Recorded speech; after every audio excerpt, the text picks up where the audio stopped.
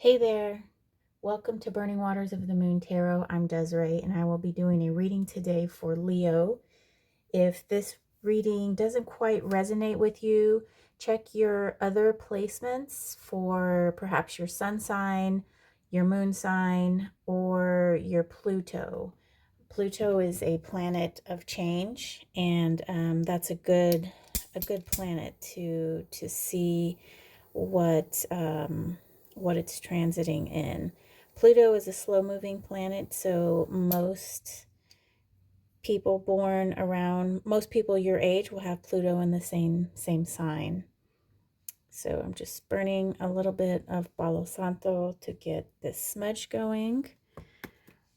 Do a little smudging of the deck. And I'm going to smudge myself. So for this series, I'm going to use a different set of decks.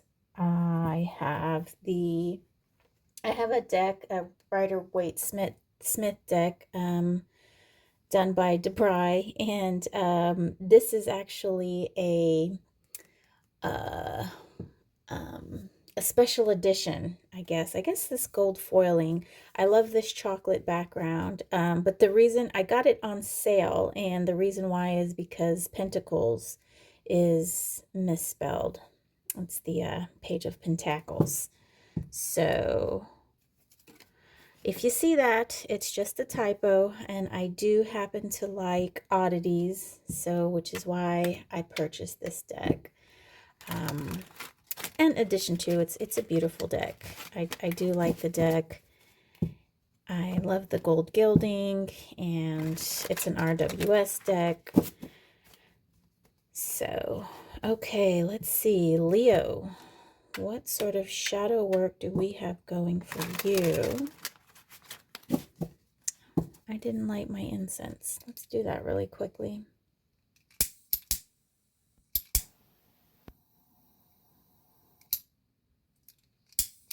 There is something wrong with this lighter. I don't know. Shouldn't take that long to light. It's a torch. Okay, so here we go.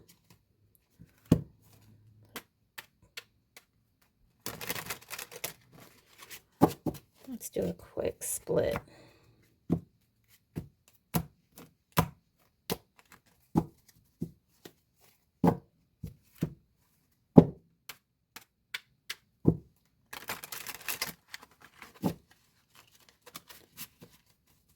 All right, Leo, what do we have for you? The World in reverse, Four of Wands, and the Empress in reverse.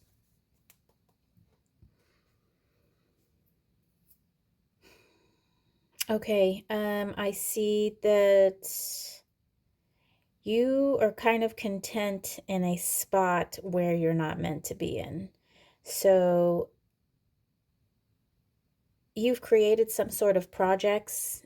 You've started something that has taken a lot of energy, something that you've had to pour yourself into. You've started it, but you're not finishing it for some reason. You're not completing this project that you started. You're sort of content with where it is, but I don't see that's where you need to stay. I feel that point, that which you think is good, you can put a little bit more feeling, desire, work into it and make it better. And let's see why this has something to do with your shadow. So when doing shadow work, it's really hard for you to do it on your own, because it's hard for us to see the defenses that we've created for whatever reason. And it's hard for us to see those defenses because we put them there to protect ourselves. We're protecting ourselves from something that we don't want to acknowledge, that we don't want to face. And so that's inherently hard for us to know that even something is wrong, because it puts on a facade that everything is okay. So let's see why you are content and not moving forward, Leo. Let's see. The Lovers, Nine of Wands, Seven of Wands.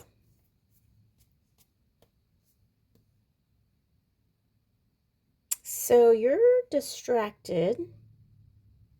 You're distracted. You're distracted by a relationship. And perhaps this relationship, no, I don't want to say that this relationship is keeping you from it, but you're directing your energies towards this relationship. Whether it can be a romantic relationship, it can be a relationship with a friend, co-workers, something like that. So this a relationship is holding you back from completing this project that you've started. Let's see. And you are complacent. Ten of Swords, Two of Wands, Six of Swords. So I'm seeing we've got a lot of fire energy here. We've got two wands, one wand, and then a wand in this top row here. And so I feel like you are passionate about this project, about this situation, and you're also passionate about this relationship. The relationship is important to you, and you've put this project on the back burner. So basically, you're putting yourself on the back burner. And with this Two of Wands here, I do see lots of potential. I see a lot of potential for, oh, I didn't tell you what this second deck is. So this is the Baroque deck by Mucci.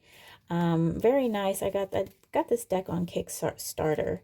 And it's very medieval, almost Catholic in a way. And I do like it. I like it a lot, and I get some good reads out of it. So so back to the reading. Two of Wands. Like I was saying, I do see that there is more potential for you to grow this. And with this Ten of Wands here, it's almost like you've made the decision, like this conscious decision to stay where you're at. You're choosing sort of this union here over your project. And in the short run, I do see that that's okay, but in the long run, I don't think you're going to be quite happy with that. I think in the long run, you're going to regret that you didn't work on this project.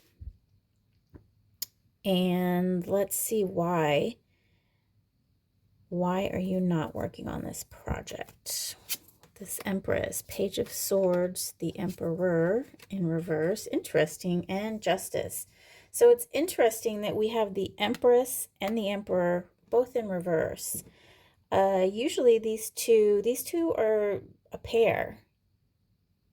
She's creation and he is basically manifestation. I would say she is unconscious creation. You know, she's like, let's think of it like Mother Nature. Mother Nature is just Mother Nature. She doesn't think to herself, "Oh, I need to grow an apple," or "Oh, I need to put a tree here." It just happens. And because that is her being, that is who she is. The Emperor here, he's a thinker, he's a planner. He knows, he takes in his environment and decides what needs to go here. I need to put a building here, then I need to put a hospital down here, and I would like the hospital to be close to the neighborhood just in case we need to get there quickly. So that's what the Emperor is. So he is like conscious creation. And Justice, Emperor in reverse, and Page of Swords. So I feel that you're putting this to the side because you don't feel like you don't feel like you're worthy of but it's at a deeper level. It's not that you don't feel that you are deserving of being recognized for your projects or your accomplishments. It's more like you're sort of thinking that you you need to put somebody else first before yourself. And that kind of goes into maybe a past relationship in which somebody made you feel that perhaps you were selfish for thinking about yourself. Maybe back to your childhood where perhaps you are an older child, older sibling, and you had to take care of others and put yourself first. Um, and so it's almost like it's it's right for you. It is your place of comfort to put other people first, if that makes any sense.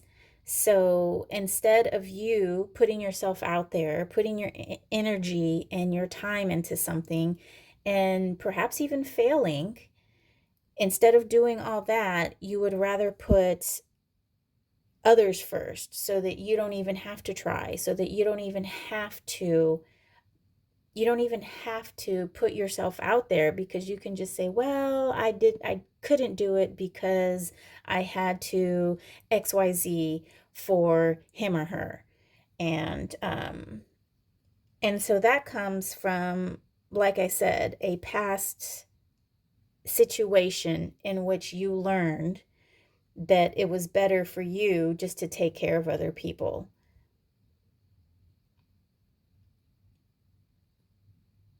So what I'm seeing here, Leo, is that you've got to work on that. You've got to look at yourself and kind of and put yourself first sometimes. You know, it's not selfish. It's not a bad thing. It's something that we all need to do from time to time. You know, we all need that recharge energy. We all need time alone. And it doesn't make us a bad person or a bad mother, a bad father, bad brother, bad wife, bad sister.